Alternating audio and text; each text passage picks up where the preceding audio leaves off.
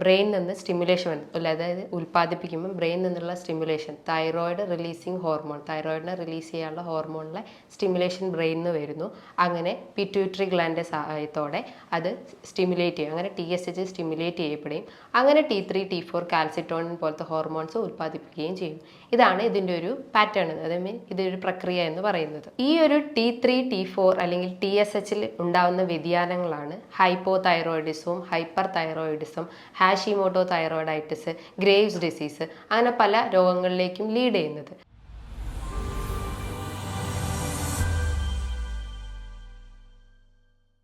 എല്ലാവർക്കും നമസ്കാരം.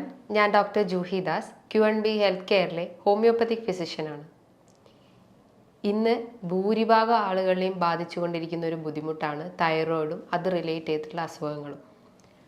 അപ്പം ഈ ഒരു തൈറോയിഡ് എന്ന് പറഞ്ഞാൽ നമ്മുടെ ശരീരത്തിലെ ഏറ്റവും പ്രധാനപ്പെട്ട ഒരു അവയവമാണ്. നമ്മൾ കഴുത്തിന് താഴെയായിട്ട് ഒരു ബട്ടർഫ്ലൈ ഷേപ്ഡാണ് ഈ തൈറോയിഡിൻ്റെ സ്ട്രക്ചർ ഉള്ളത്.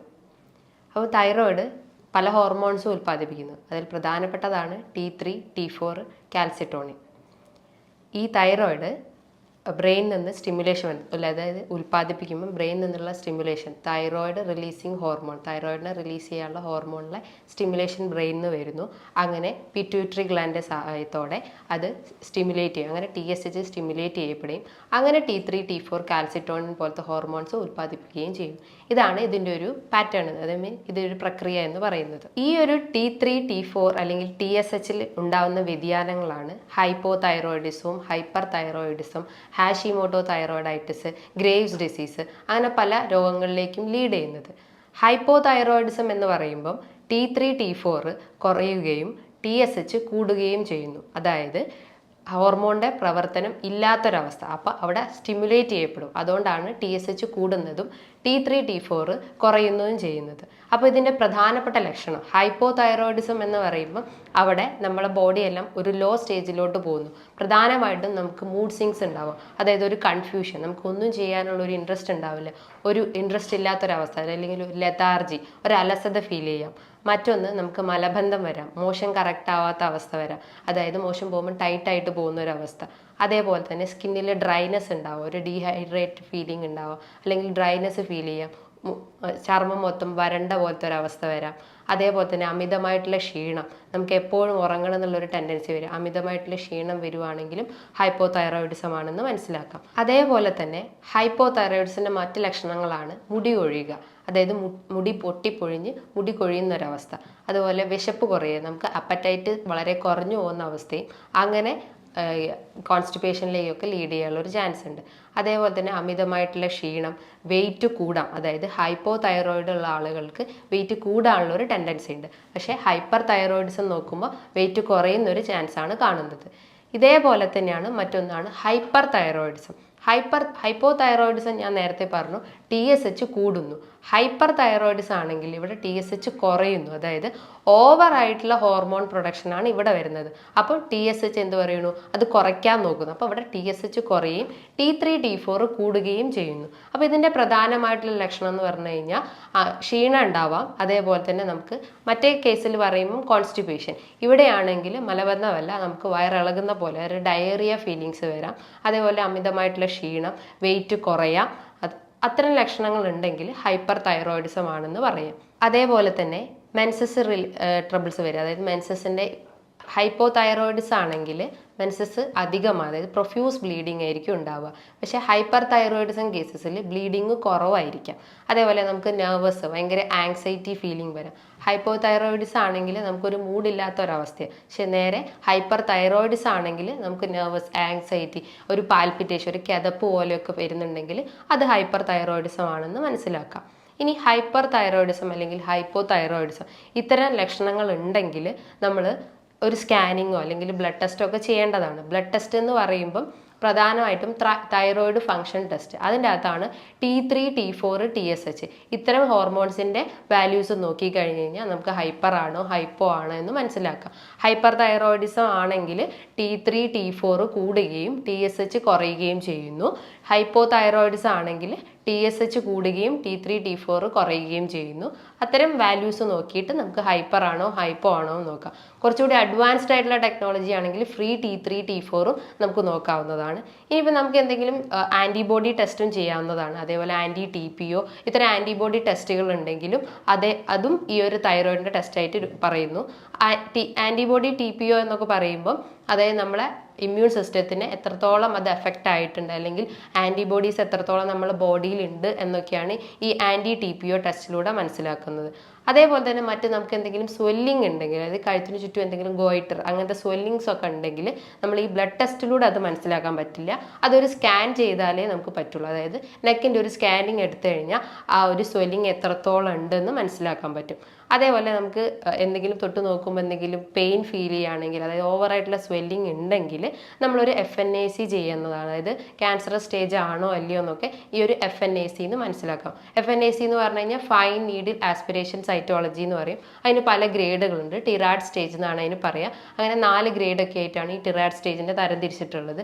അപ്പോൾ ഏത് സ്റ്റേജ് ആണെന്ന് ഈ ഒരു FNACയുടെ മനസ്സിലാക്കാൻ പറ്റും. ഇത്തരം ലക്ഷണങ്ങൾ ചിലപ്പോൾ നമുക്കൊരു ആദ്യം തുടക്കത്തിലൊന്നും ചിലപ്പം കാണിച്ചെന്ന് വരില്ല. പക്ഷേ ഒരു സ്റ്റേജ് കഴിഞ്ഞ് കഴിഞ്ഞാലാണ് നമുക്ക് അമിതമായിട്ടുള്ള ക്ഷീണം, അല്ലെങ്കിൽ വെയിറ്റ് കുറയുന്നതും വെയിറ്റ് കൂടുന്നതും ഡ്രൈനെസ് ഉണ്ടാവുന്നതും, അല്ലെങ്കിൽ മലബന്ധം, അല്ലെങ്കിൽ വയറിളക്കം, ഇത്തരം ലക്ഷണങ്ങൾ ഉണ്ടെങ്കിൽ നമുക്കൊരു ബ്ലഡ് ടെസ്റ്റ് ചെയ്തിട്ട് തന്നെ അത് അറിയാൻ പറ്റുള്ളൂ. അല്ലാതെ ജസ്റ്റ് ഒരു ഡയറക്റ്റ് ഒരു ഇത് കണ്ടു കഴിഞ്ഞാൽ നമുക്ക് മനസ്സിലാക്കാൻ പറ്റില്ല. ചിലപ്പോൾ അത് വൈറ്റമിൻ ഡിൻ്റെ കുറവുണ്ടാവാം, അല്ലെങ്കിൽ കാൽഷ്യക്കുറവുണ്ടാവാം, അല്ലെങ്കിൽ രക്തക്കുറവുണ്ടാവാം. അപ്പോൾ ഇത്തരം പ്രശ്നങ്ങൾ ഉണ്ടെങ്കിൽ നമ്മളൊരു ബ്ലഡ് ടെസ്റ്റ് ചെയ്തേ മതിയാവുള്ളൂ, അല്ലെങ്കിൽ ഒരു സ്കാനിങ്ങിലൂടെയൊക്കെ നമുക്ക് മനസ്സിലാക്കാൻ പറ്റും. അപ്പോൾ അത് ഹൈപ്പർ ആണോ, ഹൈപ്പോ ആണോ, അല്ലെങ്കിൽ മറ്റെന്തെങ്കിലും ബുദ്ധിമുട്ടാണോ എന്നൊക്കെ മനസ്സിലാക്കാൻ പറ്റും. ഈ ഒരു തൈറോയ്ഡ് റിലേറ്റഡ് ഇഷ്യൂസ് പല കാരണങ്ങൾ കൊണ്ടാവാം. പ്രധാനമായിട്ടും അമിതവണ്ണം ഉള്ളവർക്ക് തൈറോയ്ഡ് റിലേറ്റഡ് ഇഷ്യൂസ് വരാം. അതാണ് നേരത്തെ പറഞ്ഞു, അത് വെയിറ്റ് കൂടാം, വെയിറ്റ് കുറയാം, അങ്ങനെ പല പ്രശ്നങ്ങളും അമിതവണ്ണം ഉള്ള ആളുകൾക്കും ഈ തൈറോയ്ഡ് ഇഷ്യൂസ് വരാം. അതേപോലെ തന്നെ അന്തരീക്ഷ മലിനം, അതായത് എൻവയോൺമെൻറ്റൽ പൊല്യൂഷൻ കാരണം, അതായത് എന്തെങ്കിലും ടോക്സിൻസോ അല്ലെങ്കിൽ പെസ്റ്റിസൈഡ്സോ ഒക്കെ നമ്മുടെ രക്തത്തിൽ അലിഞ്ഞ് ചേരുമ്പോഴും ഈ ഒരു തൈറോയ്ഡ് ഇഷ്യൂസ് വരാം. അതേപോലെ തന്നെ പ്രഗ്നൻസി ആയിട്ടുള്ള വുമൻസിലും ഈ ഒരു തൈറോയ്ഡ് പ്രോബ്ലം വരാം. അതായത് കൂടുതലായിട്ട് ഹോർമോൺ വേരിയേഷൻ നടക്കുമ്പോഴും ഈ ഒരു തൈറോയ്ഡ് ഇഷ്യൂസ് വരാനുള്ള ഒരു ചാൻസ് ഉണ്ട്. അതേപോലെ തന്നെ പ്രധാനമായിട്ടുള്ള ഒരു കാരണമാണ് അമിതമായിട്ടുള്ള ടെൻഷൻ, അതായത് അമിതമായിട്ടുള്ള സ്ട്രെസ്. ഇത്തരം ബുദ്ധിമുട്ടുകൾ ഉണ്ടെങ്കിൽ അതൊരു തൈറോയ്ഡ് ആണെന്ന് മനസ്സിലാക്കാം. ഇനി എന്തൊക്കെയാണ് ഇത്തരം ബുദ്ധിമുട്ടുകൾ വന്നു കഴിഞ്ഞാൽ നമ്മൾ ഭക്ഷണത്തിലൂടെ മാറ്റിയെടുക്കാൻ പറ്റുന്നത്, ഭക്ഷണ രീതികൾ എന്തൊക്കെയാണെന്ന് നോക്കാം. അപ്പം പണ്ട് നമ്മൾ പല ദൂരദർശനിലൊക്കെ പല ആഡുകൾ കാണാറുണ്ട്. ഈ അയോഡിൻ്റെ അളവ് കുറഞ്ഞു കഴിഞ്ഞാൽ ഗോയിറ്റർ വരാം, അല്ലെങ്കിൽ ഹൈപ്പോ തൈറോയിഡ്സ് ആവാം, ഹൈപ്പർ തൈറോയിഡ്സ് ആവാം എന്നൊക്കെ പറഞ്ഞ് കേട്ടിട്ടുണ്ട്. അപ്പം പ്രധാനമായിട്ടും നമ്മൾ സാൾട്ടിൻ്റെ ഇൻടേക്ക് കുറഞ്ഞു കഴിഞ്ഞാലും ഈ ഒരു തൈറോയിഡ് ഇഷ്യൂസ് വരാനുള്ളൊരു ചാൻസ് ഉണ്ട്. അപ്പോൾ ഡെയിലി ഒരു 1-1.5 ടീസ്പൂൺ മാത്രമേ നമ്മൾ സാൾട്ട് എടുക്കാൻ പാടുള്ളൂ. അത് അധികമായി കഴിഞ്ഞാലും കുറഞ്ഞു കഴിഞ്ഞാലും തൈറോയിഡ് ഇഷ്യൂസ് വരാം. അതേപോലെ തന്നെ ഗ്ലൂട്ടൻ അടങ്ങിയിട്ടുള്ള ഡയറ്റ്, അതായത് ഗ്ലൂട്ടൻ അടങ്ങിയിട്ടുള്ള ഭക്ഷണങ്ങൾ കൂടുതലായിട്ട് കഴിക്കുമ്പോൾ, ഗ്ലൂട്ടൻ എന്ന് പറഞ്ഞു കഴിഞ്ഞാൽ ഒരു പ്രോട്ടീനാണ്. അതായത് ഈ ആട്ട, മൈദ, റവ അതിലൊക്കെ കാണപ്പെടുന്ന ഒരു പ്രോട്ടീനാണ്. അത് അധികമായിട്ട് എടുക്കുമ്പോഴും ഈ ഒരു തൈറോയ്ഡ് പ്രോബ്ലംസ് വരാം. അതേപോലെ തന്നെ മിൽക്ക് അതായത് പാലുൽപ്പന്നങ്ങൾ എടുക്കുമ്പോഴും തൈറോയ്ഡ് ഇഷ്യൂസ് വരാം. അപ്പോൾ അത്തരം ബുദ്ധിമുട്ടുകൾ, അത്തരം ഡയറ്റ് ഉണ്ടെങ്കിൽ അത് കഴിവതും ഒഴിവാക്കാൻ ശ്രമിക്കുക. അതേപോലെ മില്ലറ്റ് എന്ന് പറയുമ്പോൾ ഈ റാഗി അല്ലെങ്കിൽ ചോളം, തിന ഇത്തരം ഭക്ഷണങ്ങൾ ഉണ്ടെങ്കിൽ അതും എടുക്കുമ്പോൾ നമുക്ക് തൈറോയ്ഡ് വരാനുള്ള ഒരു ചാൻസ് ഉണ്ട്. ഇന്ന് പലർക്കും ഉള്ളൊരു സംശയമാണ് ക്യാബേജ് അഥവാ ക്രൂസിഫറസ് വെജിറ്റബിൾസ് ഒക്കെ തൈറോയ്ഡ് പേഷ്യൻസിന് കഴിക്കാൻ പറ്റുമോ എന്ന്. അപ്പോൾ പണ്ടുള്ള പഠനങ്ങൾ പറയുന്നതെന്ന് വെച്ചാൽ ക്രൂസിഫറസ് വെജിറ്റബിൾസ് അല്ലെങ്കിൽ ക്യാബേജ് ഒക്കെ നമ്മൾ അയോഡിൻ വലിച്ചെടുക്കുകയും അങ്ങനെ തൈറോയ്ഡ് ഇഷ്യൂസ് വരാനുള്ള ചാൻസ് ഉണ്ടെന്ന് പറയുന്നു. പക്ഷേ നമുക്ക് കഴിക്കാം. അതായത് നമ്മളത് കുക്ക് ചെയ്ത് കഴിക്കുന്നതാണ് ഏറ്റവും നല്ലത്. അതായത് ഫ്രഷ് ആയിട്ട് കഴിക്കുന്നതിന് പകരം ഭക്ഷണത്തിൽ നന്നായിട്ട് കുക്ക് ചെയ്തിട്ട് നന്നായി ബോയിൽ ചെയ്തിട്ട് കഴിക്കുകയാണെങ്കിൽ നമുക്ക് തൈറോയ്ഡ് പ്രോബ്ലംസ് വരില്ല. അമിതമായിട്ട് എടുക്കുകയാണെങ്കിൽ മാത്രമേ ഈ ഒരു തൈറോയ്ഡ് ഇഷ്യൂസ് വരാനുള്ള ചാൻസ് ഉള്ളൂ. ഇനി എന്തൊക്കെയാണ് നമ്മൾ കഴിക്കേണ്ട ഭക്ഷണങ്ങൾ എന്ന് നോക്കാം. ഞാൻ നേരത്തെ പറഞ്ഞു അയോഡിൻ അടങ്ങിയിട്ടുള്ള ഭക്ഷണങ്ങൾ നന്നായി കഴിക്കുക. അതായത് സാൾട്ട് ഇൻടേക്ക് കൂട്ടുക. ഡെയിലി ഒരു 1.5 ടീസ്പൂൺ സാൾട്ട് എടുക്കുന്നതുകൊണ്ട് കുഴപ്പമൊന്നുമില്ല. അതേപോലെ സെലീനിയം അടങ്ങിയിട്ടുള്ള ഭക്ഷണം, സെലീനിയം ഒരു ആൻറ്റി ഓക്സിഡൻ്റ് ആണ്. അപ്പോൾ ഈ ഇൻഫ്ലമേഷൻ കുറയ്ക്കുകയും നമ്മുടെ ബോഡിയിലെ TPO അല്ലെങ്കിൽ ആൻറ്റിബോഡീസ് ഒക്കെ കുറയ്ക്കാൻ സഹായിക്കും. അതായത് സെലീനിയം കൂടുതലായിട്ടുള്ള ഭക്ഷണം എന്ന് പറഞ്ഞു കഴിഞ്ഞാൽ മഷ്റൂംസ്, ഫിഷ് അല്ലെങ്കിൽ ചിക്കൻ, ഇതിൻ്റെ അകത്ത് കൂടുതലായിട്ടും സെലീനിയം ഉണ്ട്. അപ്പോൾ അത് ഭക്ഷണത്തിൽ ഉൾപ്പെടുത്താൻ ഒഴിവാക്കാൻ ശ്രമിക്കുക. അതേപോലെ തന്നെ നമ്മൾ പാല് ചായയൊക്കെ കുടിക്കുന്നവരാണെങ്കിൽ അതും പാൽ ഉൽപ്പന്നങ്ങളാണ്, അത് ഒഴിവാക്കാൻ ശ്രമിക്കുക. പകരം നമ്മൾ തൈര് ഉണ്ടെങ്കിൽ അത് ഒഴിവാക്കാൻ ശ്രമിക്കുക.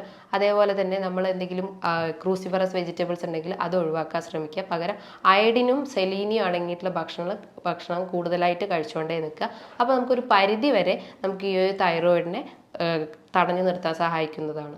ഇങ്ങനെ ഭക്ഷണത്തിലൂടെ തന്നെ നമുക്കൊരു പരിധി വരെ ഈ ഒരു തൈറോയിഡ് പ്രോബ്ലംസ് മാറ്റിയെടുക്കാം. ഭക്ഷണത്തോടൊപ്പം തന്നെ നമ്മൾ നന്നായിട്ട് എക്സസൈസ് മെയിൻറ്റെയിൻ ചെയ്യുക, ബോഡി വർക്കൗട്ട് ചെയ്യുക, അല്ലെങ്കിൽ മറ്റെന്തെങ്കിലും വർക്കൗട്ട്സ് ഒക്കെ ചെയ്യുക. അങ്ങനെ പല വർക്കൗട്ട്സ് ഒക്കെ ചെയ്യുമ്പോഴും അതേപോലെ തന്നെ ഡയറ്റ് മെയിൻറ്റെയിൻ ചെയ്യുമ്പോഴും നമുക്ക് ഈ ഒരു തൈറോയിഡിൻ്റെ പ്രോബ്ലംസ് കുറയ്ക്കാം. തൈറോയിഡിൻ്റെ ഒപ്പം തന്നെ നമുക്ക് വൈറ്റമിൻ ഡിൻ്റെ പ്രശ്നം ഉണ്ടെങ്കിൽ വൈറ്റമിൻ ഡി സപ്ലിമെൻറ്റ്സ് എടുക്കാവുന്നതാണ്.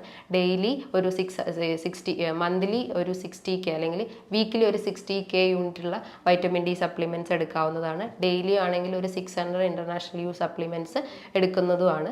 അതേപോലെ തന്നെ മറ്റെന്തെങ്കിലും ബുദ്ധിമുട്ടുണ്ടെങ്കിൽ ഈ ഒരു ഡയറ്റും എക്സസൈസും ഒക്കെ ഫോളോ ചെയ്ത് കഴിഞ്ഞാൽ നമുക്ക് എല്ലാ അസുഖങ്ങളും കുറച്ചു കൊണ്ടുവരാൻ പറ്റുന്നതാണ്. ഇനി ഇതുമായി ബന്ധപ്പെട്ട് പല സംശയങ്ങളും ഉണ്ടാവും. തൈറോയിഡിന് എത്ര മെഡിസിൻസ് എടുക്കണം, ഏതൊക്കെ ഡയറ്റ് ഫോളോ ചെയ്യണം, അല്ലെങ്കിൽ വൈറ്റമിൻ ഡി എടുക്കാൻ പറ്റുമോ, അല്ലെങ്കിൽ എന്തൊക്കെ എക്സസൈസ് ആണ് വേണ്ടത്, അങ്ങനെ പല സംശയങ്ങളും നിങ്ങൾക്ക് ഇതുമായി ബന്ധപ്പെട്ട് വന്നിട്ടുണ്ടാവാം.